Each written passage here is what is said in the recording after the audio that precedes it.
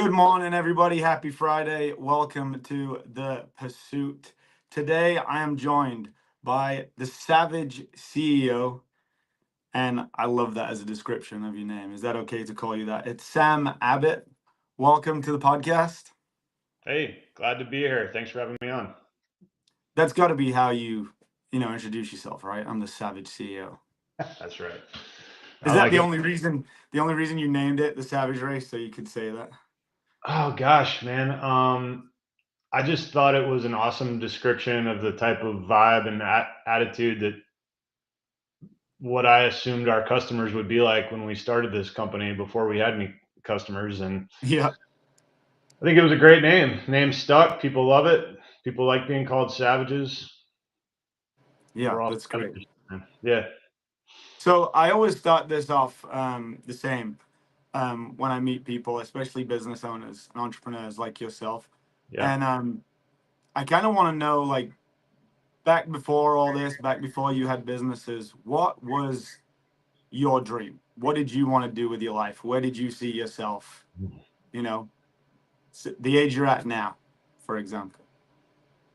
Yeah, totally, man. So, somewhere around the age of 20, maybe 19 or 20, I realized that I really wanted to pursue business. I wanted to own some sort of business. I didn't know what it was, but I knew that I didn't want to. I just wanted to kind of make my own way, whatever it was. Um, and also, I was very interested in just accumulating assets, right? Like, I Mhm. know this isn't really like a financial show, but I mean, you asked. So, um, I read a book way back when called Rich Dad Poor Dad, and it really kind of set me down the path of like, what am I going to do to save, to accumulate assets, to have my money work for me? Okay, and Mm. so that ultimately led to I need to have a business. And Mhm. so, yeah, like I had businesses from when I was a child. Like I created a neighborhood newspaper and I would try to sell them door to door, 5 cents, this is like when I was maybe 8 or 9 years old. And then, as I got older, when I was in college, I had a little business assembling pool tables for a local retailer in people's homes. And then, I got into construction, and I was working for a construction company for a while and like getting graduate degrees, stuff like that. But I knew I was like deep down, I was like, this, I'm not really cut out to work in a corporate environment. And so I started Savage Race when I was about Mm. 28 years old. What I did, I went to it was very early days for this industry. This was 2011. It was February, I want to say like into January, early February 2011. I went to the Warrior Dash, Florida, in Lake Wales, Florida, and they had like 20,000 people there. And it was just like, I looked around, I was like, man, I do what a lot of people do when they go to events. They do the quick back of the napkin math. They have no idea how much these events, how difficult they are to put on or how much they cost to produce. But they can like easily go, hey, I paid $100 for this race. There's 20,000 people here. Like that's, $2 million or whatever. Right. And so they think this is a great way to get rich, right? And then, but they ignore like all the risk and all the cost and everything else that goes into it, right? And so Yeah. anyway, I did the event. My wife was there with me, and she kind of, at the time, she was my girlfriend, but she knew that my dream was to open some sort of business, and so she said, "This is the one," and I said, "Let's do it." So, having that construction background, I felt like I could do a better job than the offerings that were out there, like Warrior Dash and others, because I knew how to build stuff, I had contacts, and so we just went for it.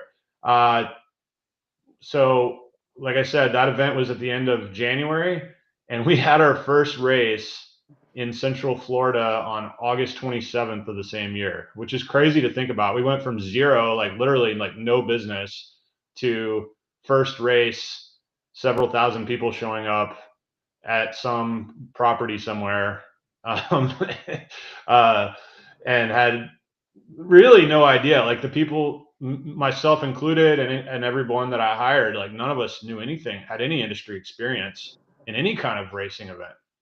Um, Right.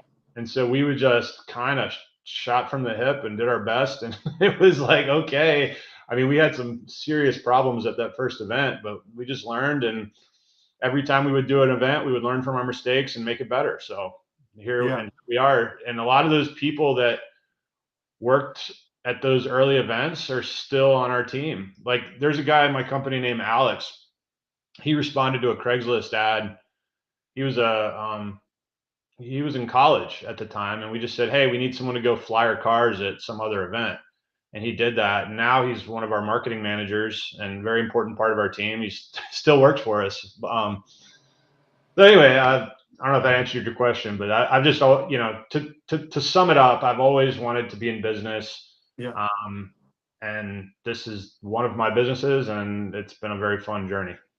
So looking back, you said you were, I mean, it sounds like you were an entrepreneur, like what you said, 8, 9 years old.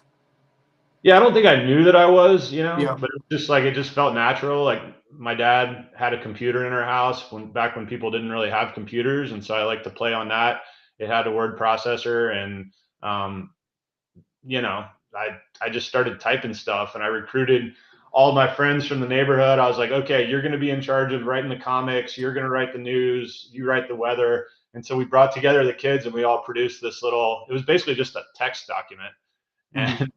and we printed it out on printer paper and just walked around the neighborhood selling them. Yeah. And what age did you read Rich Dad Poor Dad? I don't know. I think I was in either elementary, I think I was in elementary school or middle school. I don't remember exactly. Okay. And based on that book, not based on like other Oh, the people's book. ideas, did you have, was in your house, did you have a rich dad or did you have a poor dad based on that book? Oh, well, so my parents are both university professors. My father is an aerospace engineer, teaches that at the University of Florida. My mom's a radiologist, and she teaches at the medical school here. So they're both, I would say, career oriented in that way, and Yeah. And they that's how the they book describes them, right? That would right say, the book they would say say that's a poor dad.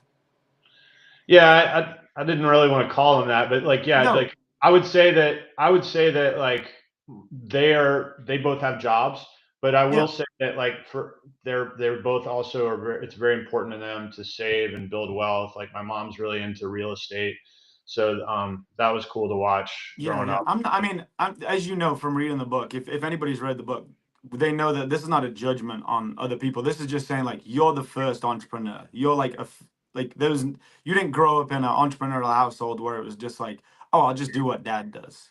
It Yeah, was you, not really. yeah. Yeah, And that's because I'm the same. My parents both had jobs, and they were like they wanted you to get a career for life. You know what I mean? Find something safe and go down that path. And nothing in my, the way I grew up, like realizing that I could, pretty similar, I could go around, knock on doors and wash cars and make money. For me, was like, okay, where is this going to take me? You know what I mean? So that entrepreneurial spirit yeah, wasn't something that I'd seen in my house, but it was something that I was like excited to come to America and find out?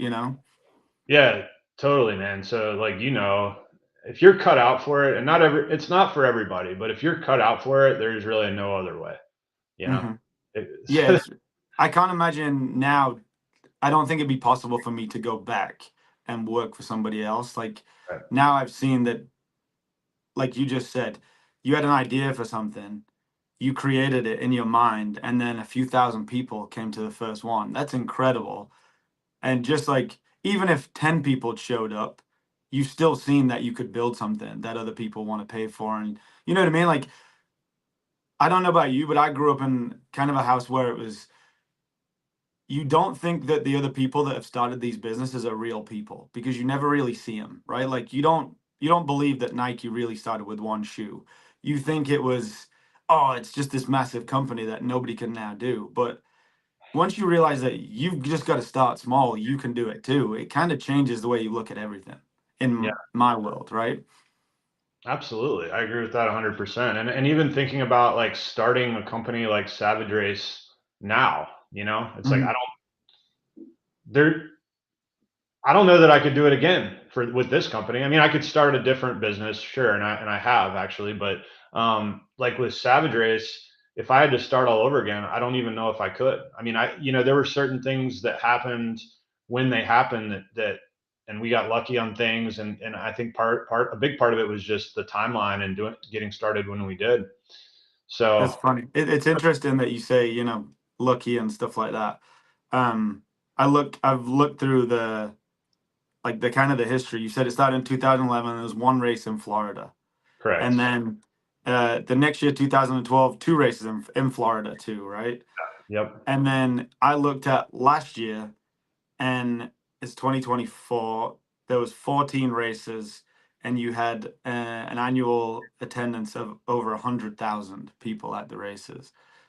That's what I got from the website. I don't know if that's correct, but to go from 2011, so that's like 10, 13 years, Yeah. to 14 races and 103,000 people. Um, you said we got lucky. I know in that time there was a pandemic and all kinds of stuff. So like it's pretty amazing where you're at still and keeping going. Like Yeah. how do you keep that energy for something like this for Dude, we 13 just years? don't stop. We just keep moving forward. That's really all you can do. And I mean, you work hard. You work harder than your competition. I've always been very focused on pushing this company ahead. Um, I say I've always been. There's definitely been ups and downs. Like as a business owner, and I'm sure you know this. Like you're gonna have bad days. You're gonna have time period where you question yourself and there's self doubt, but you just keep powering through it and you get through those times. Um, the 100,000 on our website is a little bit overstated right now. We probably did, with if you include spectators and everything, 30 or 40,000 last year. Mhm. Um, just off the top of my head, that number on our website hasn't been updated since pre-COVID stuff. We the in 2020 when we had the shutdowns for COVID, since you brought that up, Yeah. that was a very very difficult time, and there Mhm. was I wondered if we would even be able to keep the business open, and we just worked really hard. We were the first race to really come back. Um, and we had to shut down a bunch of our events, and it was very stressful because people had prepaid, and we had to figure out like, well, what do we do with these people? Are they all going to demand refunds? Like we're not going to be able to give them refunds because we have these costs for these events that have happened or will happen, and we're on the hook for. But we navigated all that, and gosh, man, that was tough because we had to we had to convince all these property owners, all these participants, all these places that give us permits for events that, hey, we're going to do this thing when no one else is doing. I don't know if you remember, but they had like what did they call it? Like essential businesses. So Yeah. we were as far from being considered an essential business as you could get. Like, no, everyone's like, why would you need to go run an obstacle course race? That's not essential. So what that means is that like we're out of business, So we were like, in the beginning, I kind of was like, okay, we need to like pause, rethink, but I pretty quickly kind of changed my mind on what we needed to do and came to the conclusion that screw that, we're going to have these events. Like social distancing, whatever. Our customers can decide for themselves what they want to do, if they want to show up or not. But like we're having the event, and the people Yeah. that want to come, they come, and we're going to do Yeah. it. And so Yeah. that's what we did. And a lot of people thought we were crazy. We were told that we were being reckless and irresponsible and putting people's lives in danger or whatever. Hey, I got a payroll. I got a bunch of people. I don't want to have to fire and lay off just because. And there was plenty of people that wanted to come to these events, so we did it. Mhm. You know. Yeah, and also, I mean, looking back at that time, that was you'd been doing it for 9 years, right? And you'd built your business, well, 8 years, say 2019. It was the start of 2020 when everything kind of closed down. You've been doing it for 9 years. You'd gone from, is that when you were like from 1 to 14 races a year and you were all over? Have you been mostly on the East Coast? Yeah, mostly East Coast, but we Yep. do events in like Illinois and Texas, Ohio. So Cool. not Yeah. not solely East Coast, but we've kind of stuck to this region. I mean, we're based. Most of our people live in Florida, not all, but it's just been, it's we've talked about expanding, and if we added more events, we may move further west. But for now, we're kind of mostly East Coast, and it works for us. Yeah. So that time, yeah, like I was in the gym industry, obviously. Same thing, not considered essential. And after building, I think we were on year 5 or 6 at that point, and we were ready for the best year of our, business. And I'm sure you were the same. My wife was 8 months pregnant or something like that. We were expecting our first kid, and it was like everything went from we're ready for the best year to absolutely zero. And our credit card processing company said they were holding our money for like 90 days because they Oh didn't my! think anybody was going to pay. So that's the one moment I remember the most, and thinking like, okay, what's next? What are we going to do? And like you said, you'd built that thing for 9 years there. Then you've got this time. You don't know if, I don't know about you, but you don't know if you have the energy to go back to the start when it first hits, right? Because you've been like 7 days a week, 21 hours a day for most of it. For me, I don't know if it was the same for you, right? Like just In the push it, beginning, push and push and push it. And then you get to a point where you're like, okay, I can see the light. And then it's like, okay, now go back to the start. And for me, it was interesting because I was like trying to process it for a while. And then eventually I realized this is the game that you're in, right? This is what you chose. This is entrepreneurship. Either you want to do it or you don't. There is another option. And like the other option is you go find a job. I have a master's degree. I saw you have a master's degree. Plenty of places will hire you.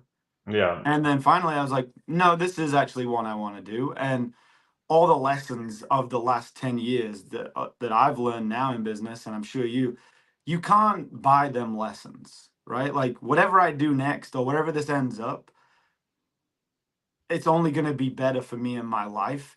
The circumstances are what they are, and that's just money.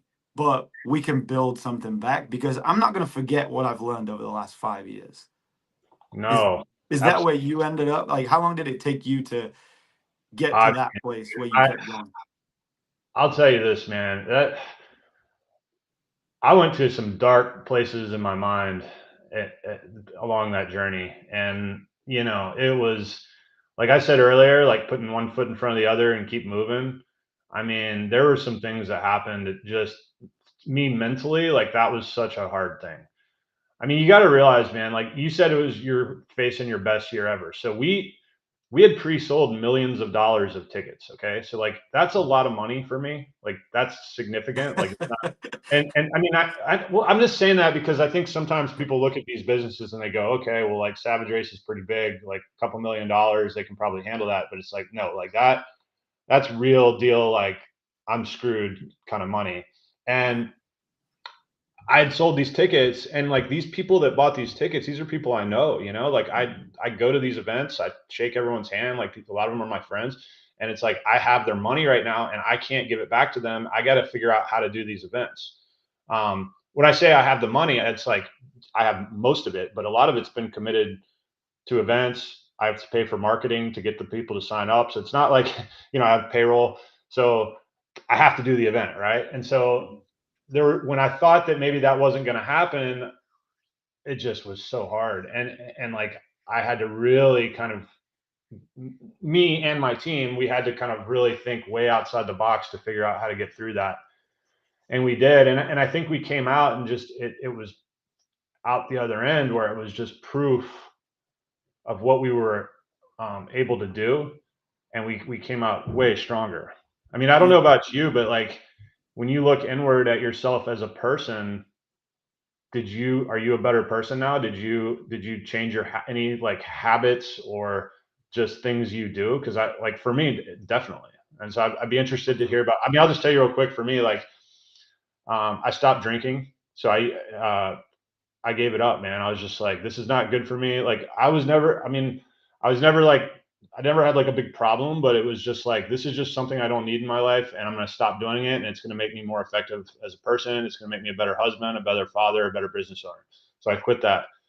I started another business shortly after COVID, that's been very successful. I started jujitsu, training physical combat with people. I had to go 3 times a week, weightlifting. I'm in much better shape. I used to be a little bit overweight. I'm in better shape because of it. And so, like, I credit a lot of that towards that period where it's like I basically found a bottom. I looked at myself in the mirror and I'm like, I'm either like everything's going to shit, or I'm just gonna pull myself out of this and be like 1,000 times stronger. And so that's what I picked.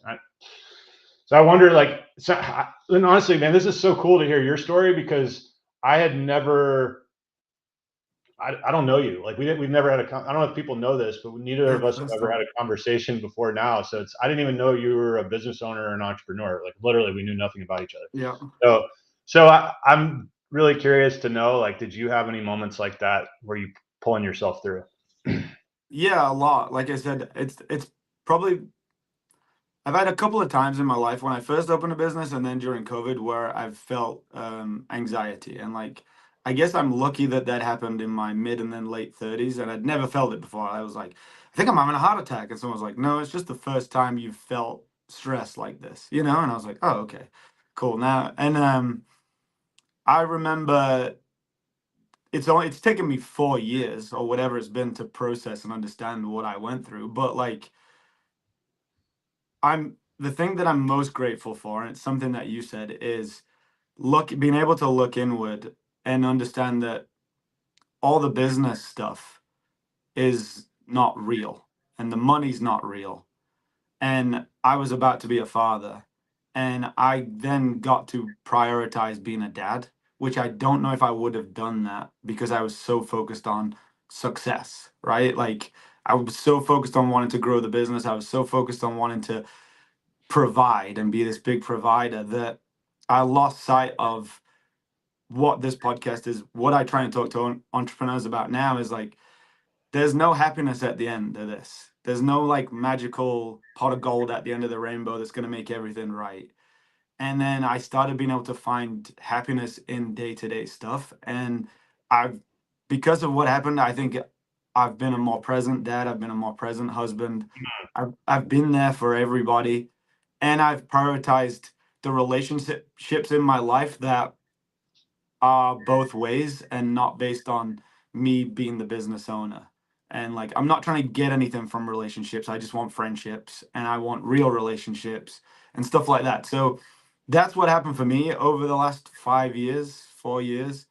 And like monetarily, been in the worst position of my life for the last 4 years. But in terms of like knowing where I want to go and knowing where I want the next 10 years of my life, I think I'm in a much better position than I was before it happened. So, Yeah, that's awesome, man. And like what you said about there not being a pot of gold is really interesting, and that resonates with me for sure, because you think when you're getting started, it's like, okay, well, if I get to this much in sales, or if I have like this much in my bank account, or whatever it is, it's like now everything will be good. But and then you get there and you're like, okay, like yeah, it's not necessarily fulfilling. Like it's the moments, like you mentioned, like you got to find happiness in the present, right? It's yeah. like right now, like what's in your life? Like I got 2 kids that I love. I got a wife that I love. I got, I got great companies and with employees that I love. And so you got to find happiness in those things along the journey. Otherwise Yeah, you're just, because look at what you did. Like you built something from one race to 14 races, from a couple of thousand people to at the height, probably 100,000 people going through it. And then 2020 happens and you go, "Oh, I'm at zero. I've done nothing." No, you haven't done nothing. You just back here, but you haven't done nothing. Like you've done a lot. And what I realized was I came to America to try and be a professional basketball player. I'm 5'9". I'm from England. And all I wanted to do was try and pursue that, right? In that pursuit of doing that, I missed every day that I was doing it because I was only focused on where I wanted to go. And then looking back, I'm like, why did I not enjoy that more? I was in some of the best situations of my life, but all I was doing was trying to move on to the next one. hmm, And I want now to be as successful as possible. I want as many gym locations as I can. I want to just keep any opportunity that comes up that I'm excited about, I want to jump into it. And I want to set my family up. I want to be able to retire my parents. I want all them things, but I'm not solely focused on them things. I'm going to enjoy the journey as we go. And I think I don't know if it matters where I end up, but I'm going to enjoy it. And I'm just going to go and I'm only going to go down paths that I want to do. That doesn't mean they're going to be easy, right? I'm not going to take the easy route on any of them. I like doing hard things. That's why I'm talking to you. It's why you created the Savage Race.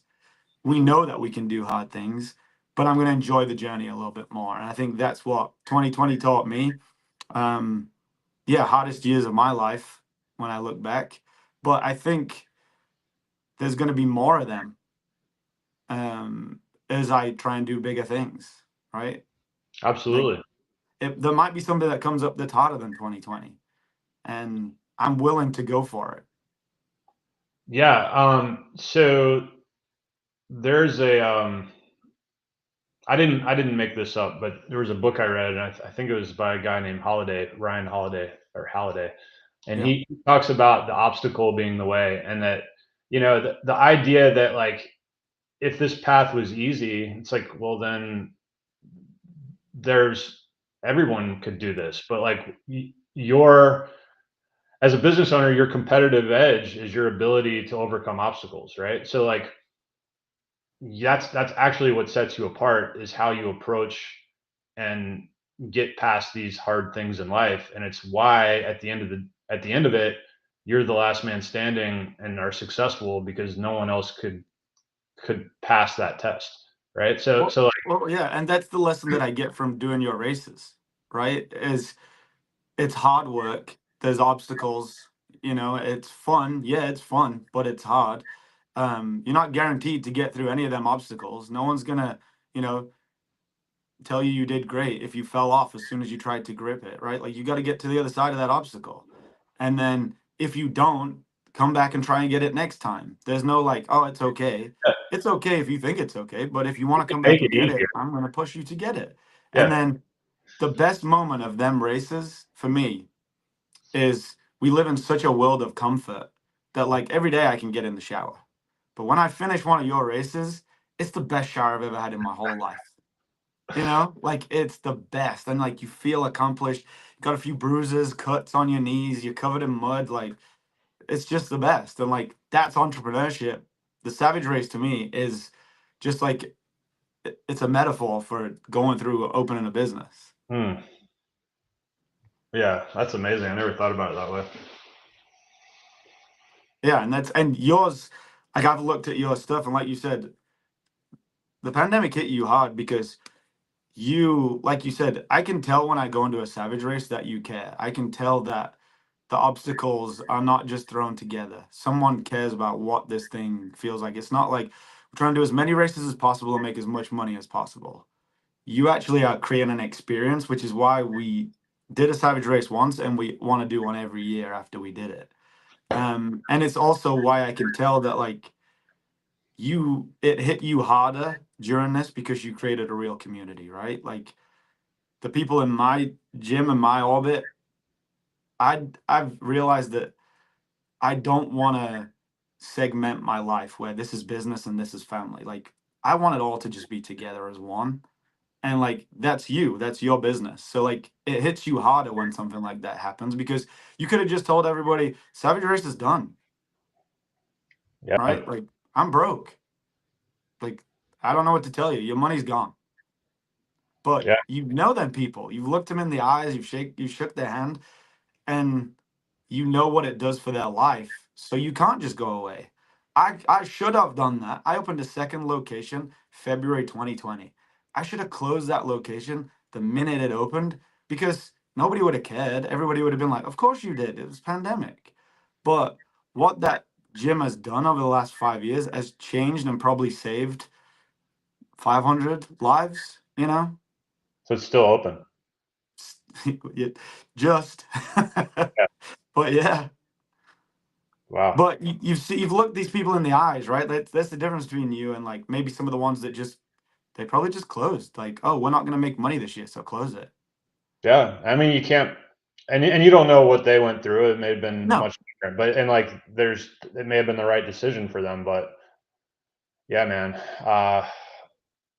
I feel for, and, we were very fortunate. Most of our biggest races are in Florida and in Georgia and Mhm. a couple other states that, you know, when COVID happened, there was, I didn't know this was going to be the COVID show, but let's talk about it. I mean, when COVID happened, there were some states that were much more open to business than others, right? So, like, Yeah. fortunately, Florida. I mean, I don't know if you remember, but like when Florida was just like bringing events from all over the country here because, like, hey, we'll have them. If you're shut down everywhere else, we'll have them. So, you know, I think if we had been, like, say we had been headquartered in like California or New York or something, like, they wouldn't have let that happen. There's Yeah, no you way. probably wouldn't have had a choice. Yeah. Yeah. Where, So by the way, yeah, where are you located? we're in Atlanta. Okay. So Yeah. Georgia was another one. I mean, at least where we were and out in Paulding County, which is sort of on the outskirts of Atlanta. I mean, Hmm. they didn't have a problem with us continuing. Yeah. So you said you started another business, Yeah. and then Savage Race obviously is. Have you have 14 races coming up this year too? So Yeah, 13 or 14. I can't 13 remember or what. 14. Yeah. Cool. Mhm. So what is the future for Savage Race, and what's the future for you? Like, what are you excited about now? Yeah. So, the future for Savage Race is, I don't really have a goal to grow this thing into, like, to be the size of Spartan and have 200 events. I kind of like where we are, because I want to keep this sort of like, it's our company, like, it's a small company. We have a tight knit team. I'm not trying to make this like a big corporation, a huge Hmm. corporation. So, really, my goal is to keep it kind of the same size it is. If we can add a couple of events, that's good, and really grow the base that we have. So, like, make the events that we already have, get more people out to them. Um, and I'm older now. I'm 43. Like, when I started Savage, I was in my late 20s, I think. And, now that I have a family, like, and, as a business person, like, to start a business, like, dude, I was, like you said, I was 20 hours a day, 7 days a week, working my ass off all the time. Um, now I have really great people on my team that can handle a lot of these things. I mean, I'm still full time, but it's not, like startup grind mode Hmm. anymore. I can't do that now that I have kids. Right. So that's my goal. I want to keep things going. I have a lot of personal goals now because, another thing we didn't really talk about, going back to like the theme of starting a company, is oftentimes when people start businesses, they're solely focused on, and you did bring this up, you're solely focused on that business to the detriment of other things. So, like, for Right. me, like, I was always really into fitness before I started my businesses, and I mean, that's why I did the Warrior Dash, because I was like really into CrossFit back then, and that was my CrossFit gym wanted to do that. But then once I started the business, I was so focused on the business that, like, my fitness went out the window and I gained weight. I was drinking a little bit too much. You know what I mean?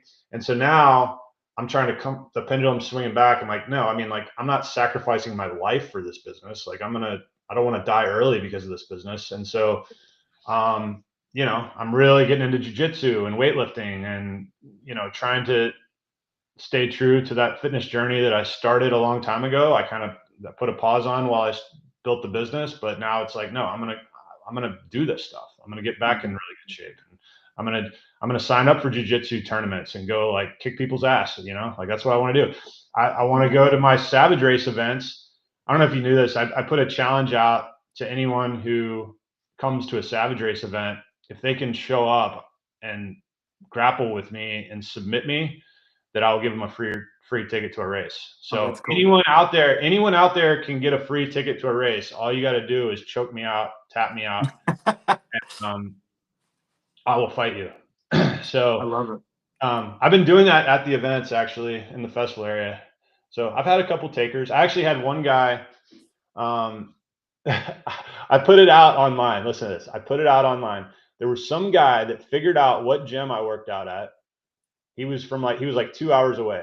He drove to an open mat at my gym and was wait. I get a text from my coach. I wasn't even going to go that day. He's like, "Hey, there's like some guy here.